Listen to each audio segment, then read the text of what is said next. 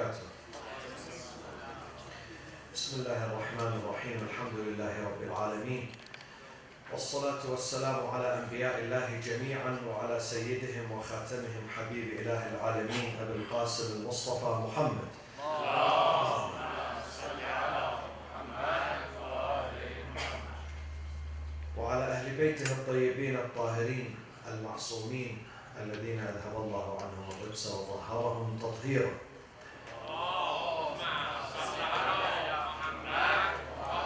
أعوذ بالله من الشيطان الرجيم. بسم الله الرحمن الرحيم.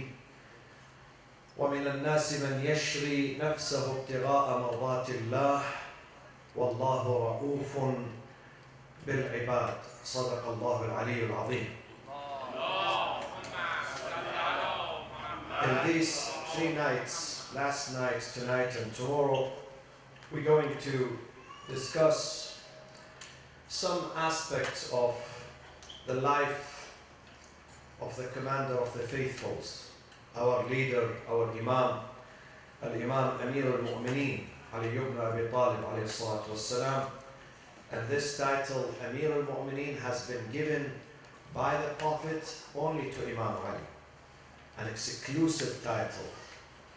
Only Imam Ali among the companions of the Prophet is the one who had been given this title to him by the Prophet sallallahu alaihi wasallam.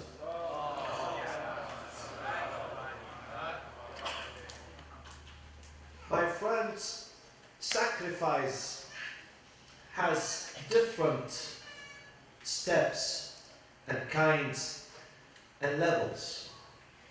Some people sacrifice their time. Others sacrifice their money, their wealth. Another group may sacrifice his or her expertise, knowledge.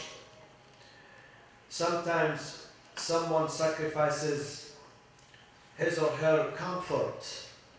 Sometimes a person sacrifices his honor, his dignity and honor. They tell him, this person listens only to you. So we want you to use your honor, your dignity to push this thing to happen, to mediate between two people. This is sacrificing one's honor. But the Holy Quran says the highest level of sacrifice is when you give your soul, when you give your life, when you give your blood for a sacred cause. And therefore Imam Ali alayhi salam was the true embodiment of selflessness, of true sacrifice, of true devotion and earnestness and ikhlas, what we call it in Islam, ikhlas.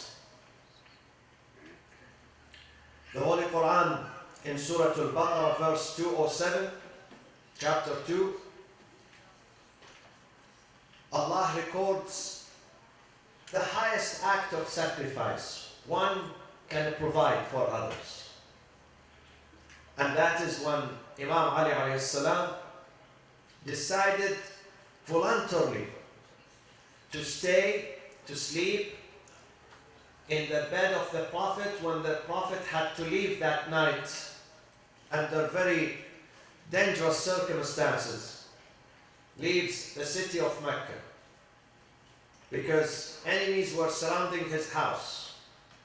40 tribes, they decided, there was a coalition of 40 tribes of Quraysh, pagans and idol worshippers, who decided to put an end to the life of the Prophet. Because the Prophet was left defenseless. His main defender, Abu Talib, alayhi salam, the father of Imam Ali, died. Few weeks later, Khadija died. Abu Talib died in the month of Rajab. Khadija died in the month of Ramadan, on the 10th of Ramadan. Between them only a few weeks. The Prophet declared that year as the year of sadness and grief, Amul Huzn. and he was left defenseless. Nobody would defend him against the aggression of Quraysh. Quraysh took advantage of this. They decided to kill the Prophet. وَإِذْ يَمْكُرُ بِكَ الَّذِينَ كَفَرُوا لِيُثْبِتُوكَ أَوْ يَقْتُلُوكَ أَوْ يُخْرِجُوكَ. They said, we will do three things to him. Either we stop him from preaching his business that he calls Islam, we would put him under pressure, or we murder him, or the least thing we can do to him is to expel him, يخرجوك, إخراج, to expel him out of Mecca. So they plotted to murder the Prophet. The Prophet knew, Allah sent him a message. Imam Ali also knew, he said, Ya Rasulullah, I will stay in your bed, so you can leave peacefully. And he spent the night where he knew that he's going to be killed, because Quraysh surrounded the house of the Prophet. It was under siege. But Allah saved the Prophet, saved him through a miracle. The Prophet left his house, he took a handful of pebbles and he threw it in their face. They became blinded for a few minutes.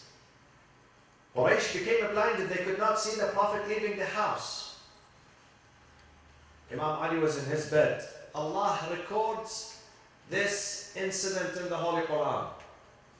Allah eternalizes and celebrates this incident of sacrifice by a man who was only 21 years old, young man.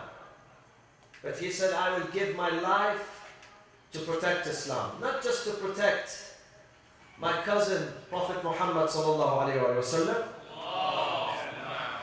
but I want to do a service for Islam, to protect Islam. So Allah says in verse 207 in Surah Al-Baqarah, وَمِنَ النَّاسِ, among the people. This is the way God gives example. He always uses وَمِنَ النَّاسِ, among the people. وَمِنَ النَّاسِ مَنْ يَشْرِي نَفْسَهُ. Yashri is selling. When you sell something. Yashri. Yashri nafsahu. Yashtari, to buy. Yashri, to sell. Yashri nafsahu. He gives his nafs, his soul, his life. وَمِنَ النَّاسِ مَنْ يَشْرِي نَفْسَهُ ابْتِغَاءَ مَرْضَاتِ اللَّهِ. Allah knows that Imam Ali is devout and dedicated and sincere. He has ikhlas. He was not looking for titles. He was not looking for any sort of praise by anyone. So God knows about the soul. The only one who knows about the soul, what we think, the heart, is God. We don't know about each other. We don't know about each other's intentions. Sometimes we say, I can read his mind, but not always correct. You might read his minds wrongly. You might interpret someone wrongly. The only one who knows about the intentions, inner intentions, and the heart, and what we conceal in our minds, is Allah. يَعْلَمُ خَائِنَةَ الْأَعْيُنِ وَمَا تُخْفِي الصُّدُورِ. What we conceal in the hearts is known for Him, for God. So Allah says Imam Ali did what he did. He exposed himself to danger, to murder, to be killed, defending the Prophet and defending Islam. ابتغاء مرضات الله. He did it for one thing, seeking God's satisfaction. رضا Allah. That's the ultimate goal of every devout worshipper. This should be our goal in life. Some of us, we seek the satisfaction of our boss. Some of us, we seek the satisfaction of our wives, the husbands, the children. But the ultimate satisfaction should go for God. When we satisfy God, this should be our goal. When we satisfy God, we can serve the humanity. We can be good. because we dedicate our intention not for human beings, but for the Lord of the human beings, for the Lord of the universe. ابتغاء مرضات الله والله رؤوف بالعباد. And thus God becomes compassionate with His servants. So this is one incident. Imam Ali teaches us that we have to fight a disease. This is a mental disease. This is a social disease which is rampant in the communities, in the societies, among people. And that disease is called self-centeredness. Self-centeredness. حب النفس. When we only love ourselves, when we only put ourselves above others, that's a disease. This is an abnormality. We have to cure this. What is the medicine? Who is the psychotherapist, psychologist? Where is it? This is the Holy Quran. What season? When? The month of Ramadan. The month of Ramadan, through fasting. We have to fight egoism. We have to fight selfishness. To put ourselves before others. That's a disease. It would render all our deeds useless when you only consider yourself to be important and the most important thing, and you don't have any consideration for others. This is a disease. Such a person is going to have a problem in the family, with his family members, with his wife, with her husband, with his children, with his neighbors, with his partners at work, with people outside, with people inside. This is a mental disease. Self-centeredness. Imam Ali is an example. Imam Ali says, I am important, but there are things more important than me. God is more important than me. Humanity is more important than me. I'm an individual. People are more important than me. I'm a member of a community. I should be a soldier defending the community. We should always put successful communities, successful countries are the ones that they put people before individuals. Whenever people are before individuals, that country moves forward very fast. But in certain countries, they put an individual before people. The individual is more important. One individual is more important than 40 million, 50 million, 60 million, 100 million people. They don't care about people. His Highness, His Majesty is more important. This is how it works. Countries that go backward day by day, they put individuals above the general interest of the country. Imam Ali says, no, this is wrong.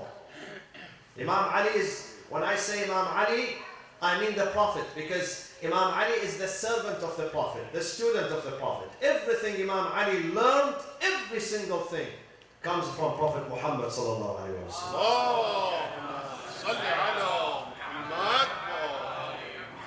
Imam Ali says, you have to fight this self-centeredness. Fight it. أقبل على النفس. His jewels, look at what he says. He says, أقبل على النفس بالإدبار عنها. Beautiful. Serve your nafs, your soul, by turning away from it. By crushing your bad desires. When you crush your bad desires, you nurture yourself. You make it stronger. You polish yourself. You refine it. You make it powerful. But if we're supposed to listen to our desires, every single desire we listen to it and we obey, we become the weakest, weaker than some animals. God says in the Holy Quran that some human beings are weaker than some animals. Some animals, when they eat, they are full, they don't look at the food anymore. They leave it. But some human being, they eat, they are full, but they still plunder people's food, people's wealth, people's clothing, people's land. They don't get full. Why? Because his nafs is weak. That person has not nurtured his nafs. أقبل على النفس. Serve your nafs by turning away from it, not listening to it every time it tells you to do something. Say to yourself, I am free. Yes, God has created me free. And because I am free, I should not do everything. Some children, they say, I'm free, I can do anything and everything. This is wrong. Because you are free, you should not do everything. You should control yourself. Certain things, you should not cross them. You should say to this, not your father, not your teacher, not the policeman, not the judge. You should be the judge over yourself. You should say to yourself, I'm not going to do this. This is a red line. Even if the story of yesterday, the Sudanese student who received the news that you made whatever million euros in your account, he went to the bank manager after 3 times telling him, this is not my money. This does not belong to me. Although he needed money. He needed money. But he drew a red line for himself. He would not cross it. If the money does not belong to me, I'm not going to touch it. I'm not going to. Under whatever circumstances, I'm not going to touch. Such a person becomes a hero. Such a person becomes a leader. Such a person, God says about him in the Holy Quran, وَمِنَ النَّاسِ مَنْ يَشْرِي نَفْسَهُ ابْتِغَاءَ مَرْضَاتِ اللَّهِ وَاللَّهُ رَءُوفٌ بِالْعِبَادِ. The difference of Ali ibn Abi Talib with others is not in the size, neither in the color. If you would see Ali ibn Abi Talib in the middle of a crowd, you would never distinguish him from others. Same color, same size, but his nafs was different. The nafs that he carried here was completely different. His nafs was high. His nafs was sublime and powerful, because he nurtured his nafs. This is a process of nurturing. We don't learn it in one night. This is why every year we have a month of Ramadan. We need this 30 days of fasting, of devotion, of intense prayers, of intense repentance, istighfar. We need it every year because we forget. We soon forget. 2 days after Ramadan, we forget everything. So we have to remind ourselves. Therefore, the Prophet, you remember what the Prophet ﷺ said. When the people came back from a military excursion, jihad, he dispatched them outside Medina to defend the boundaries of Medina. They came back from that trip exhausted. Some of them were wounded. Some of them were murdered. The Prophet received them and he said, لَقَدْ عُدْتُمْ الْآنَ عُدْتُمْ مِنَ الْجِهَادِ الْأَصْغَرِ وَبَقِيَ عَلَيْكُمُ الْجِهَادُ الْأَكْبَرِ.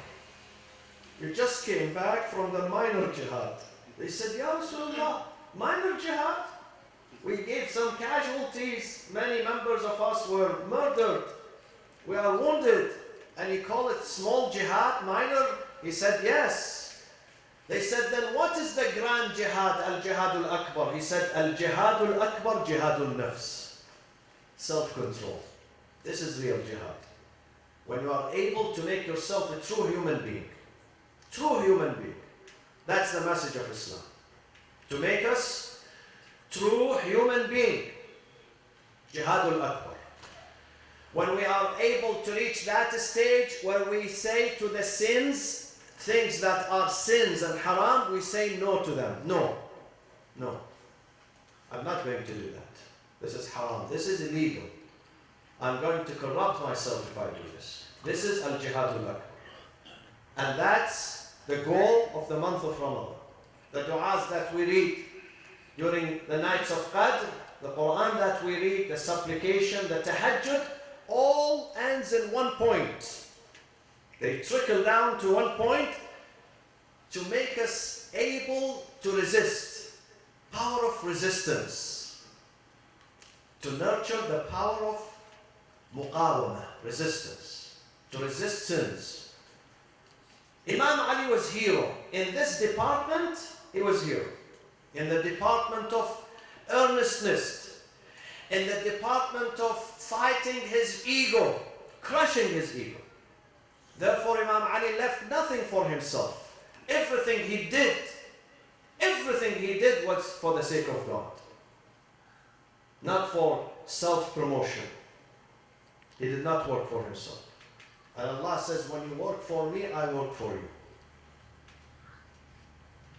If you do everything for me, I'll do everything for you.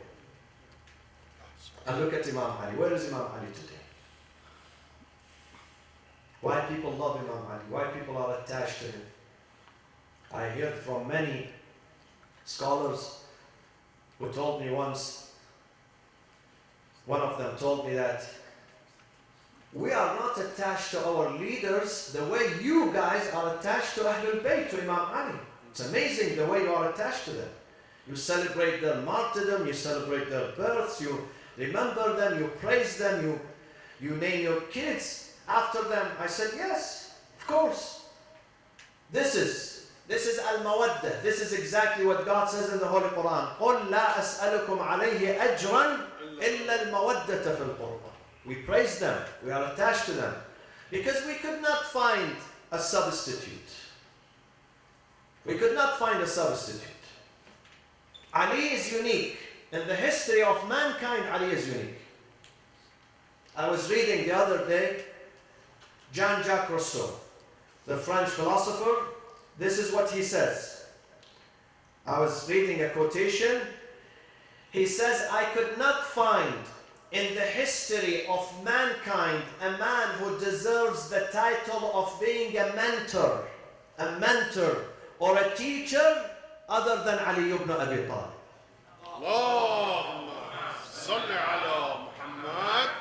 This is a Christian French philosopher. He could not find someone to be called a teacher, a mentor, a source of inspiration other than Ali ibn Abi Talib. Ali left nothing for himself. This is why he used to work discreetly. So he sleeps in the bed of the Prophet to defend the Prophet so the Prophet can live peacefully. He gives his life. He owns nothing but a ring, simple ring. And someone who's in need, he comes inside the mosque and he turns and he asks people one by one for some help. They had nothing to give him except Imam Ali. He gives him his ring. Again, what is the worth of the ring, my friends? It wasn't more than, if they sell it in the market at that day, it would not bring more than $5 a ring. $5. But Allah records this incident in the Holy Quran in chapter 5, verse 55. إِنَّمَا وَلِيُّكُمُ اللَّهُ وَرَسُولُهُ وَالَّذِينَ آمَنُوا الَّذِينَ يُقِيمُونَ الصَّلَاةَ وَيُؤْتُونَ الزَّكَاةَ وَهُمْ راكعون. While he's bowing, he pays the zakat. While he's praying, he pays the zakat. He pays charity. It's recorded in the Quran. Because again, it was done with ikhlas, with devotion. Ali did not wait for any recognition. We people, we love to be praised, recognized, acknowledged.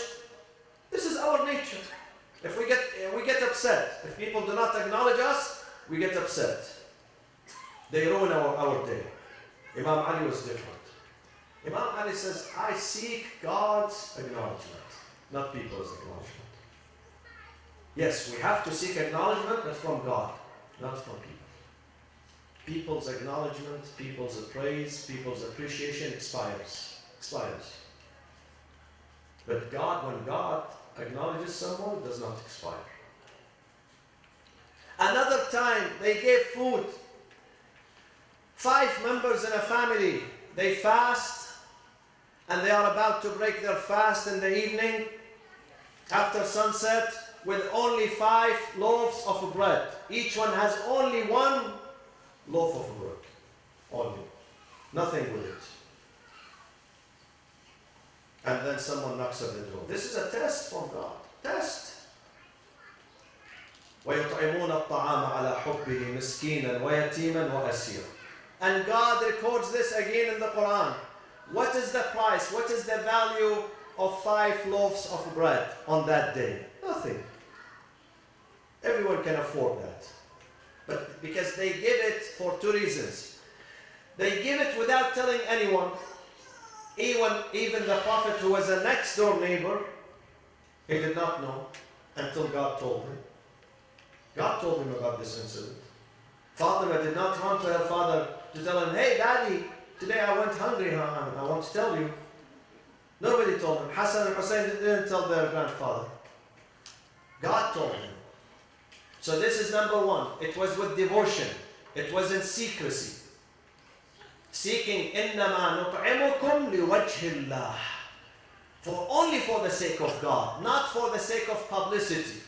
Sometimes we give to orphans, to poor, for the sake of publicity. Not all people, of course. God knows the intentions.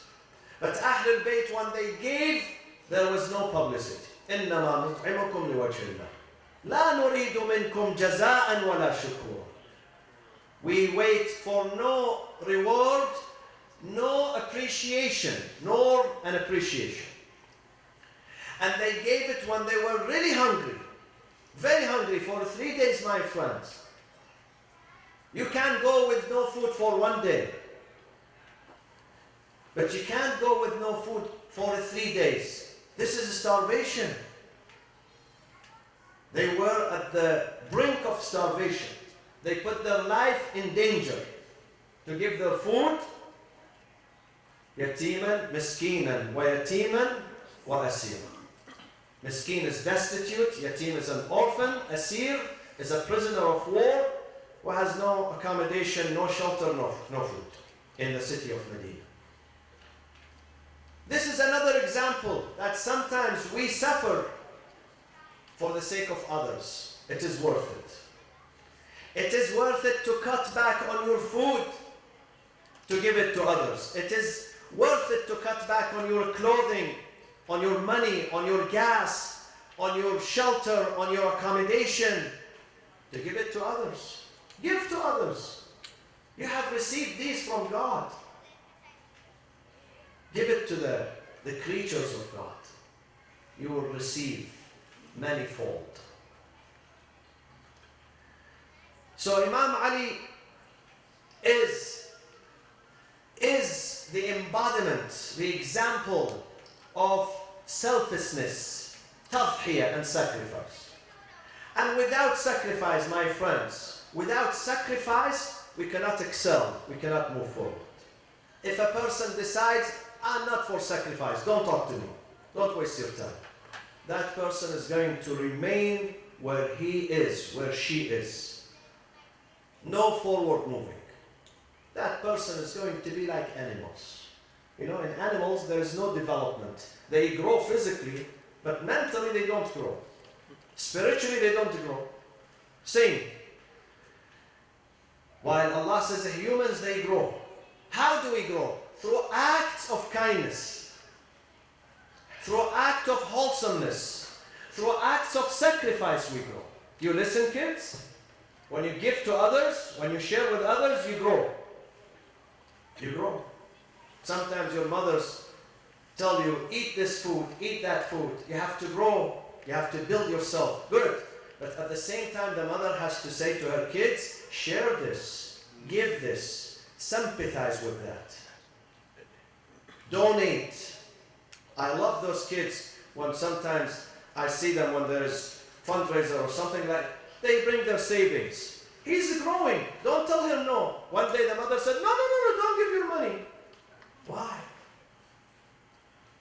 Tell him to give his money. He's growing spiritually. He's growing. Mentally he's growing. When you give, Allah says in the Quran, لَن تَنَالُوا الْبِرَّ birr and wholesomeness and perfection, human perfection, would never be attained حتى unless تنفقوا مما تحبون. When you spend from your core money, not the extra money. Sometimes we give extra food. This is not an act of kindness or generosity. Maybe it's an act of giving, but this is not generosity. Generosity is when this food you like, you love it, and you know this food is barely enough for you, but you still cut back on your desire to share it with others. This is exactly what Imam Ali alayhi salam did. And this is why Imam Ali is our sweetheart. We love him for his acts, for his human acts.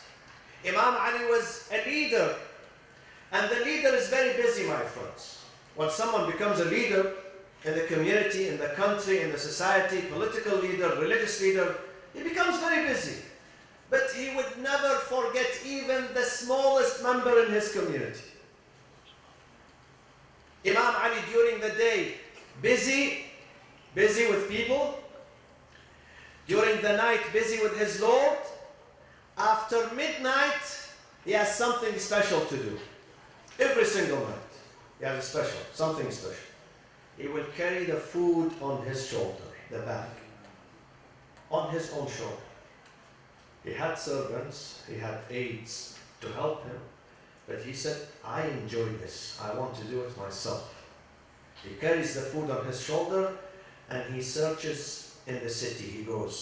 He roams in the city searching for those who are neglected. Nobody cares about them. They go hungry. He goes to their doors. He knocks at the door and they don't recognize him. They don't see his face. It's totally dark. He gives them food. Sometimes the door is shut.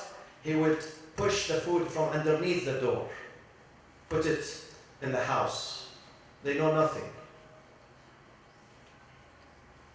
Tomorrow, after his martyrdom, when they buried him, they came back from his burial site, his two children, Hassan and Hussein, and Muhammad ibn al-Hanafiyyah, and they saw a man sitting in a place which is a ruin, homeless man. He was crying hard. They went to him, they said, man, what's wrong? Why do you cry? He said, I'm hungry. There was a man who used to bring me food every night. And for 2 nights he's missing. I don't see him. I'm hungry. I went with no food for 2 nights. Imam Hassan alayhi salam said to him, Ya Shaykh, Allahu laka al-ajr. Innahu Amir al-Mu'mineen Ali ibn Abi Talib. That man, we just buried him today. That's leadership. Leadership is when you pay attention to the smallest details. The most neglected one in your community, you go after them. You don't wait for them to come to you. Tonight, the house of Imam Ali is dark. It's very quiet. Hassan and Hussein, they resist their tears, so their sister Zainab would not notice. They do not want to agitate their sister's pain. But Imam Ali alayhi salam is on his deathbed. And the poison, because the sword that he was struck with, that sword was poisonous. Ibn Muljam said himself, he said, I purchased this sword with 1,000 dinar and I poisoned it with another 1,000 dinar. Poison, he bought special poison. So when he strikes the Imam will die not because of the strike, but because of the poison. And the poison took a toll on the Imam. Imam Ali, who used to stand in the mihrab every night. Tonight he could not stand. He was too weak to stand. His house was dark. And then he had to pray do his tahajjud while he was on his deathbed. And he realized he's leaving. Soon he's leaving his ummah, his community, his family, his life. But he was not worried about it, because he was always praying and he always asking Allah for martyrdom. He would say, متى يبعث أشقاها ليخضب لحيتي من دم رأسي. When does that man arrive to drench my beard of my blood? والله إن ابن أبي طالب لا يخشى بالموت. لا آنس بالموت من الطفل من ثدي أمه. Imam Ali, he says, I'm enchanted with death, because in death there is a gift. There is something that normal people don't realize. In death there is liqa Allah. I meet my sweetheart. I know I'm going back to my sweetheart. Therefore he would console his family. He would say to them, أهل بيتي لا تبكوا فوالله ما فجعني من الموت والد كرهته ولا عارض أنكرته وما أنا إلا كظامئ ورد أو كطالب وجد وما عند الله خير للأبرار. Do not be sad for me, my family.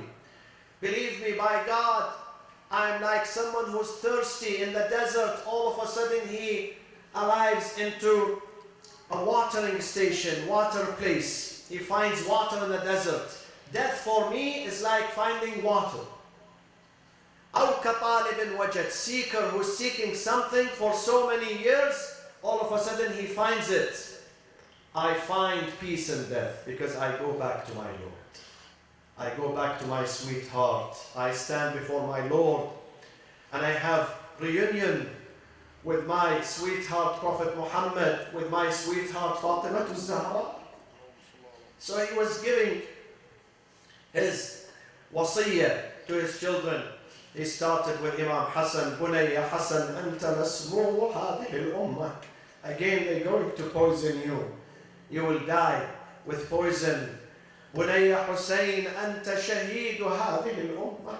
My son Hussein, they're going to murder you. Bunayya Zainab, Anti al-asira. They're going to hold you captive, Ya Zainab. And then he will go unconscious because of the poison, because of the pain, and he opens his eyes. He realizes that there is a headband. Somebody wrapped him with a headband. He says, أهل بيتي من الذي عصبني? Who puts this headband around my head? Nobody answers in the first time. Nobody answers in the second time. And the third time, Hussein alayhi salam says, Abata, I did this to you. Amir al-Mu'mineen said, Bunayya Hussein, أأشفقت علي وفي جرح واحد. ما بالك أنت من يشفق عليك وفيك عشرات الجروح.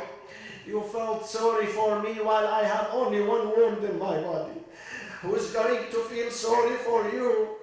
Well, where you have multiple wounds and injuries in your body, Ya Hussein. Inna lillah wa inna ilayhi raji'un.